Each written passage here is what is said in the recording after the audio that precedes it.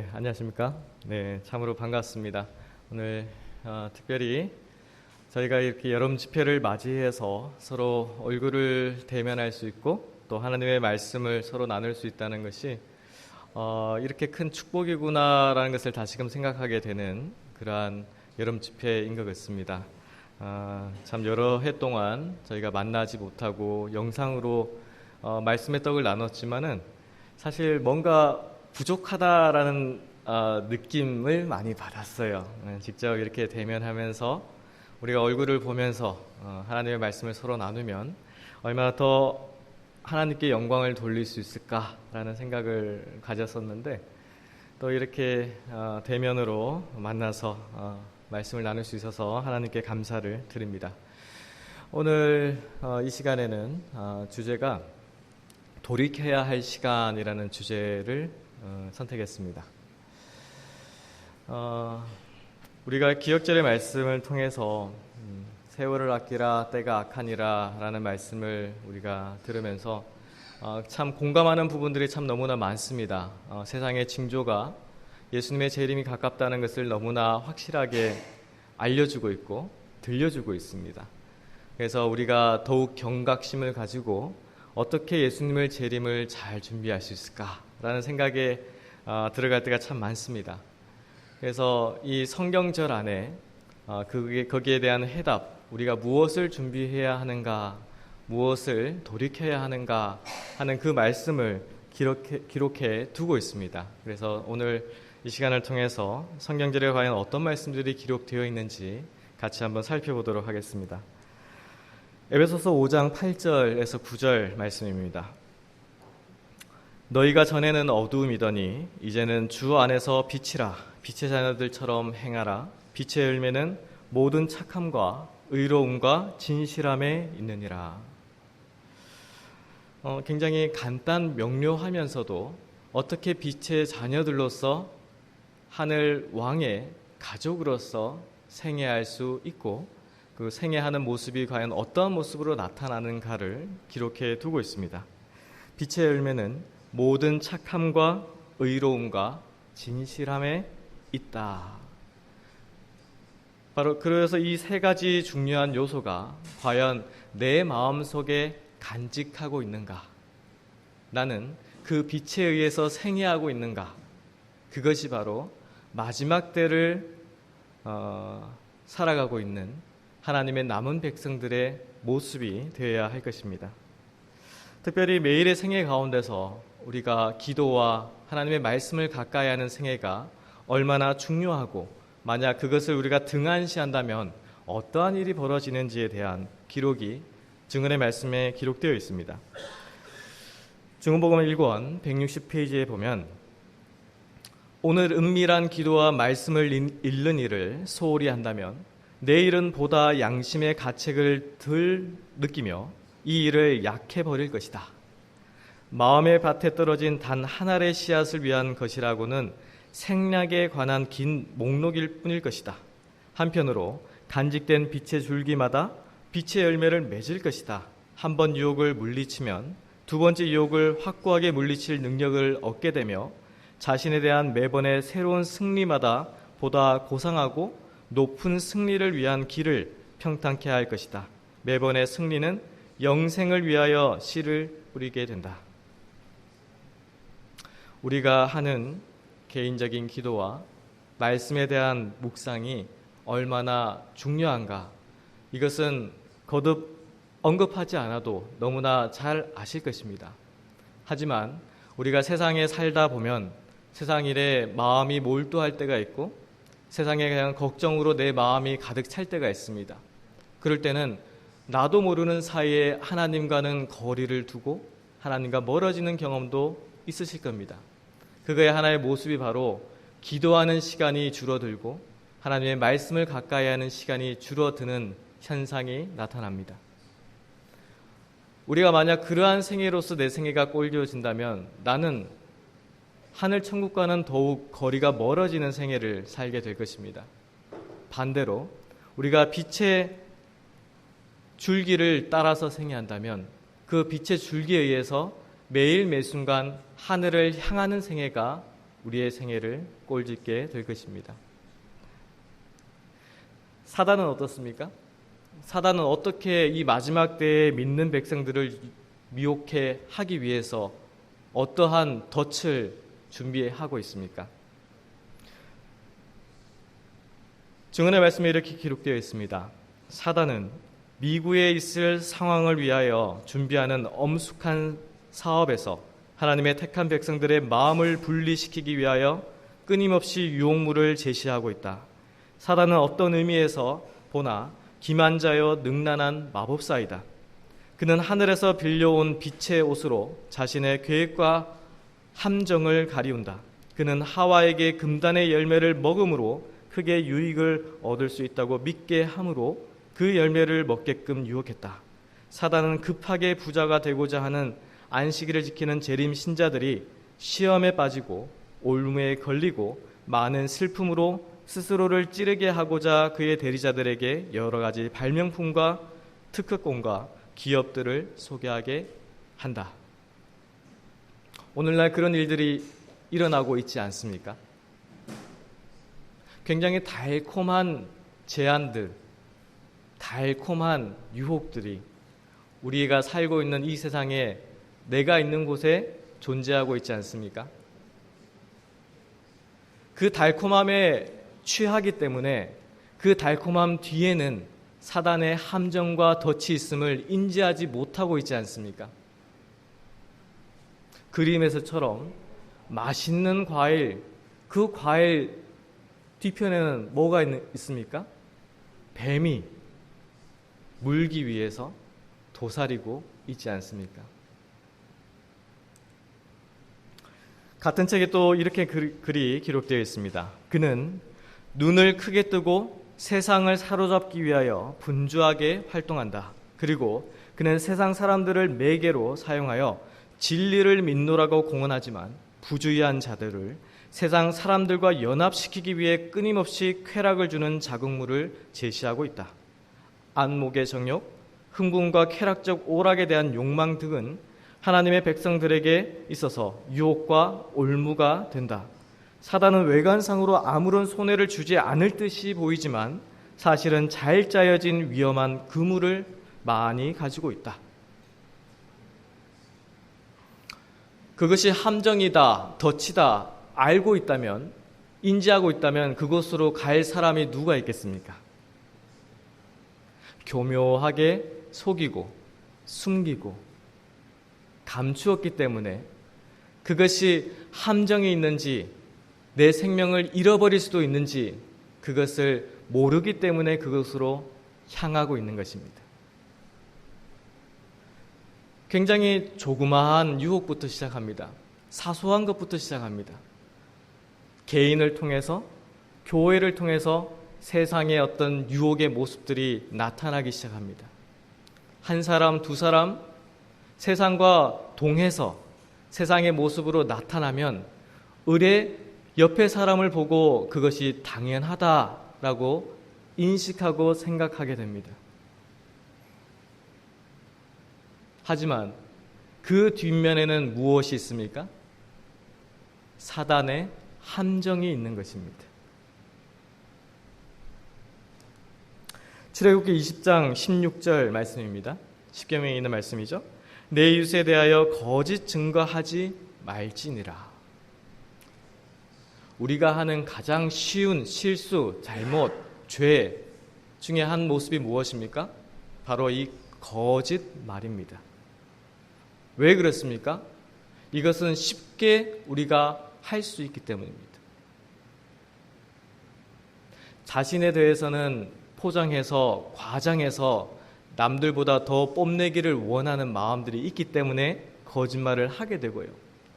남에 대해서는 헐뜯고 낮추고 그 사람을 멸시하기 위한 수단으로서 거짓말을 또 하게 됩니다.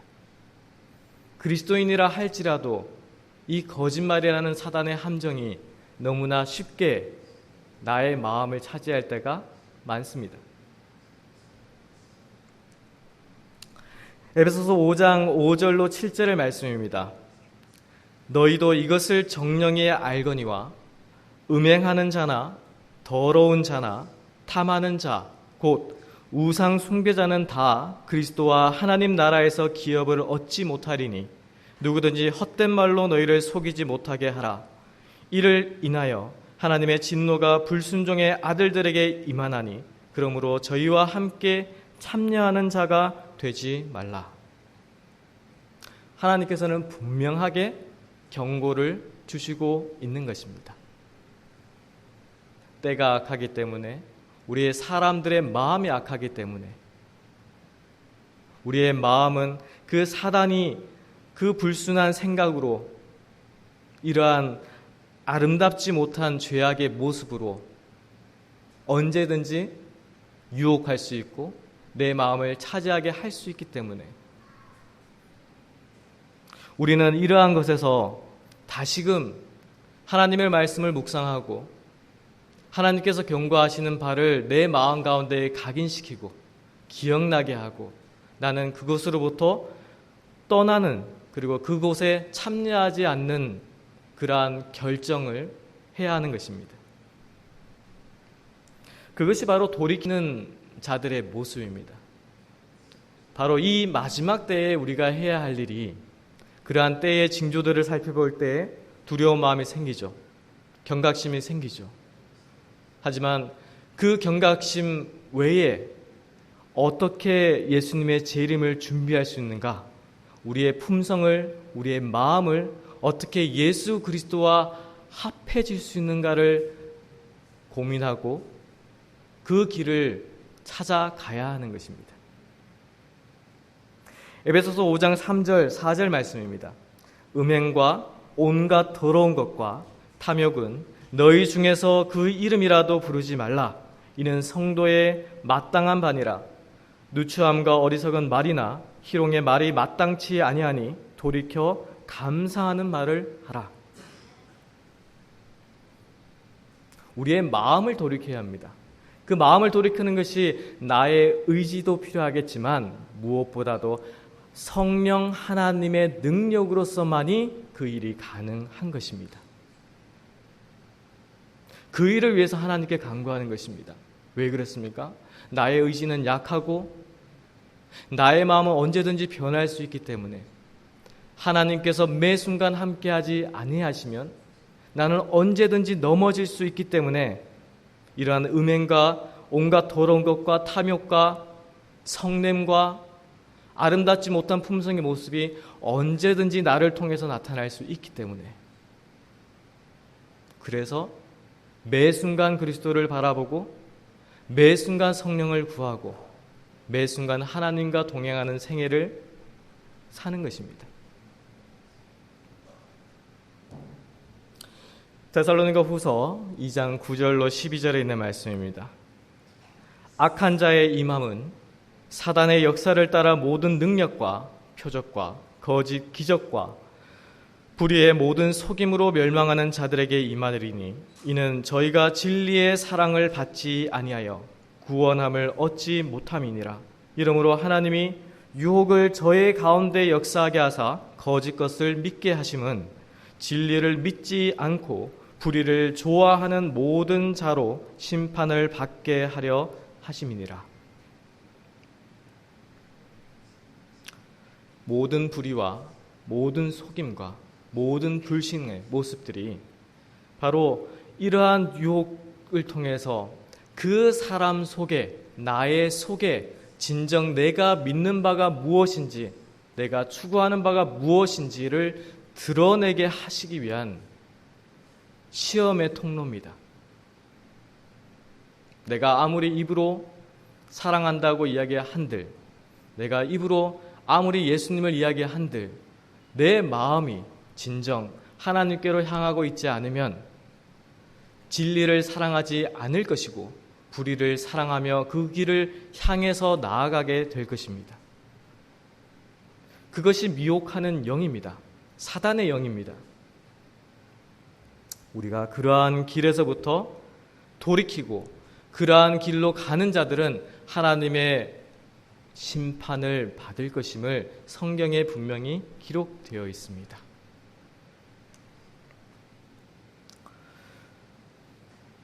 가래법문 기별 1권 125페이지 말씀입니다. 1844년에 우리 대제사장이신 그리스도께서는 하늘 지성소에 들어가셔서 조사 심판을 시작하셨다. 죽은 의인들의 생애가 하나님 앞에서 조사를 받고 있다. 그 일이 끝나면 살아있는 자를 위한 심판이 진행될 것이다. 이 엄숙한 순간이야말로 얼마나 고귀하고 얼마나 중대한가. 우리들 각자의 심판 문제는 하늘 법정에서 미결 상태에 놓여 있다. 우리는 개인적으로 육체 가운데 있을 때에 행한 행위에 따라서 심판을 받아야 한다. 1844년 이후로 조사 심판 기간 가운데서 우리가 살고 있습니다. 아직 끝나지 않았습니다. 나의 심판이 언제 이루어졌는지, 이루어질 것인지, 이루어지고 있는지 우리 인간은 아무도 모릅니다. 하지만 이 말씀을 통해서 우리의 행위가, 우리가 이 땅에서 사는 삶이 하나님의 꿰뚫어 보시는 눈으로 살피고 계시다는 것은 분명합니다. 그 행위는 우리 인간의 눈으로 보이는 단순한 어떤 결과물을 얘기하는 것이 아닙니다. 그 마음의 동기까지도 보시는 겁니다. 동기와 목적과 결과, 그 모든 것이 과연 하나님을 향하는 삶을 살고 있는지 아니면 사단을 향한 삶을 살고 있는지 우리가 그 심판대에 놓여 있음을 우리는 기억해야 합니다. 이 두렵고 엄숙한 때에 우리의 상태는 어떠한가? 슬프다. 교만, 위선, 속임수, 의복에 대한 애착, 천박한 정신, 오락 및 으뜸이 되고자 하는 욕망이 교회 안에서 용납되다니, 이러한 모든 죄들은 정신을 흐리게 하여 영원한 사물들을 식별하지 못하도록 만들었다. 우리가 현재 이 세계 역사의 어느 단계에 놓여 있는지 분명히 깨닫기 위하여 성경을 열심히 탐구하여야 할 것이 아닌가. 이때 우리들을 위하여 성취되고 있는 사업에 관하여 이 속죄 사업이 진행되고 있는 동안에 우리가 죄인으로서 차지해야 할 위치에 대해서 좀 더 밝히 깨달아야 할 것이 아닌가. 만일 우리가 자신의 영혼의 구원에 관하여 진정한 관심이 있다면 우리는 결정적인 변화를 일으켜야만 한다. 우리는 진정한 참회의 정신으로 주님을 찾아야 하며 깊은 회오의 태도로 죄들을 자복하고 죄 없이 함을 받아야 한다. 우리가 해야 할 일이 바로 이 일입니다.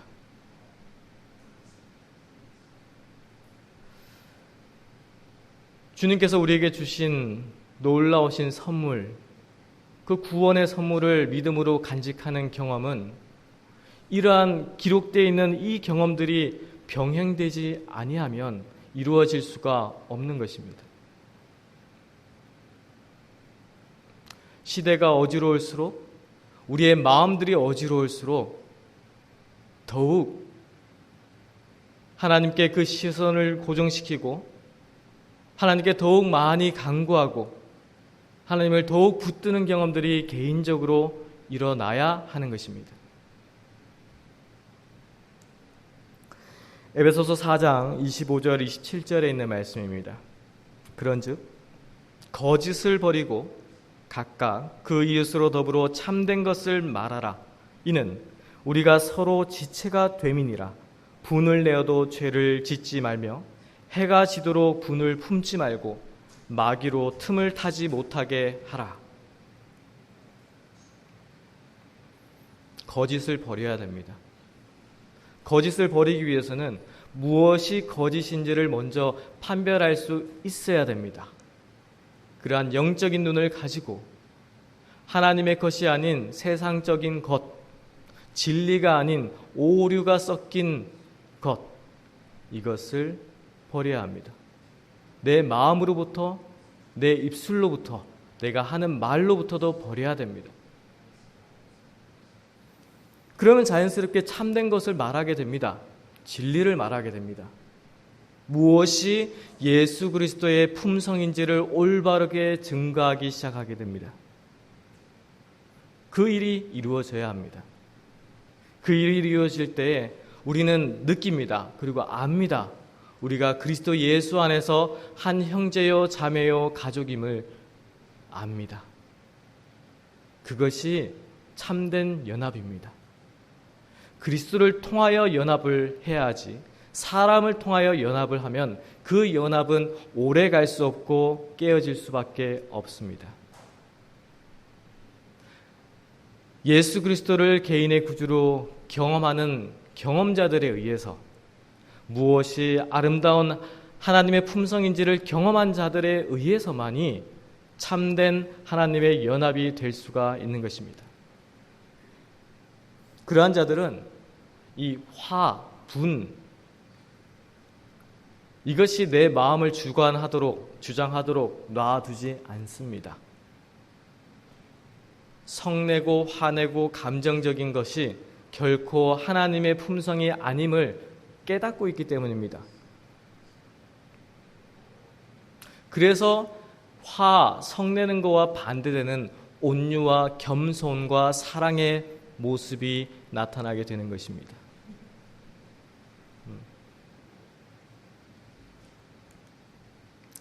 에베소서 4장 28절 29절 말씀입니다. 도적질하는 자는 다시 도적질하지 말고 돌이켜 빈궁한 자에게 구제할 것이 있기 위하여 제 손으로 수고하여 선한 일을 하라. 무릇 더러운 말은 너희 입 밖에도 내지 말고 오직 덕을 세우는 데 소용되는 대로 선한 말을 하여 듣는 자들에게 은혜를 끼치게 하라. 하나님의 명령입니다. 그리고 하나님을 진정으로 그 개인의 구주로 믿는 자들이 나타나는 모습입니다. 이것이 바로 하나님의 온전하신 뜻을 깨닫는 자들의 특징들입니다.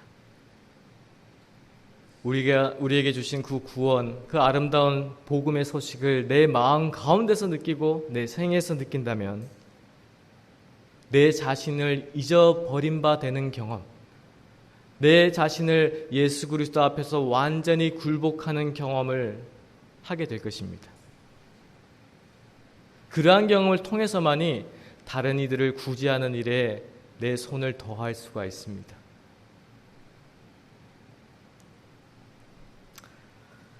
증언보감 2권 131페이지 말씀입니다. 하나님께서는 그대에게 한 손, 곧 믿음의 손으로는 당신의 강한 팔을 붙들고 다른 손, 곧 사랑의 손은 멸망해가는 영혼들에게 뻗으라고 명령하신다. 그리스도는 길이요 진리요 생명이시다. 그분을 따르라. 육신을 쫓아 행하지 말고 성령을 쫓아 행하라. 그분께서 행하신 것처럼 행하라. 하나님의 뜻은 이것이니 그대의 성화이다. 그대가 이루어야 할 사업은 당신의 영광을 위하여 그대의 생명을 보존해 주시는 분의 뜻을 행하는 것이다. 만일 그대가 그대 자신을 위하여 일할 것 같으면 그것은 그대에게 아무런 유익이 없을 것이다.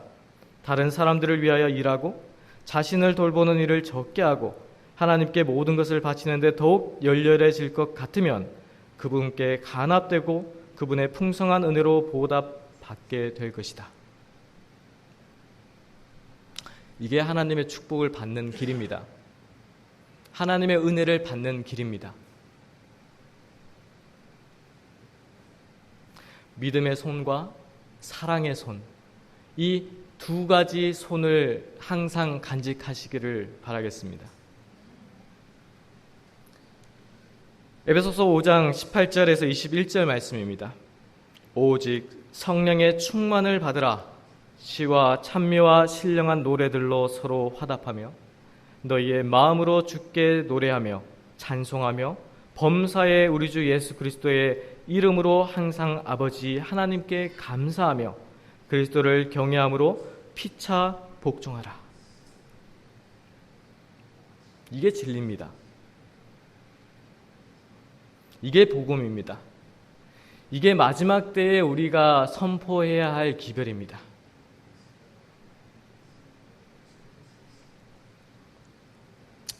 우리가 개인적으로 이러한 경험들 가운데 들어갈 때 하나님의 온전하신 뜻이 무엇인지 그리스도 예수 안에서 찾을 수가 있을 것입니다. 사도행전 3장 19절 말씀입니다. 그러므로 너희가 회개하고 돌이켜 너희 죄 없이 함을 받으라. 이같이 하면 유쾌하게 되는 날이 주 앞으로부터 이를 것이요. 성령의 경험, 늦은 비 성령의 경험. 이것은 단순히 문자가 아니요 실제입니다. 성경에 기록되어 있는 이 말씀이 내 품성을 변화시키지 못하면, 내 생애를 변화시키지 못하면 그것은 한낱 지식입니다. 문자입니다. 하지만 하나님의 말씀에는 능력이 있습니다. 그 능력을 붙드는 자들, 능력을 경험하는 자들에게는 단순히 문자나 지식이 아니요 이것이 우리의 생활이 되고 실제가 되고 이 땅에 전하는 복음이 되는 것입니다. 에베소서 5장 1절로 2절 말씀입니다. 그러므로 사랑을 입은 자녀같이 너희는 하나님을 본받는 자가 되고 그리스도께서 너희를 사랑하신 것 같이 너희도 사랑 가운데 행하라. 그는 우리를 위하여 자신을 버리사 향기로운 제물과 생축으로 하나님께 드리셨느니라. 우리 배 목사님을 통해서 그 당시 에베소 교회의 상황을 설명을 들었습니다.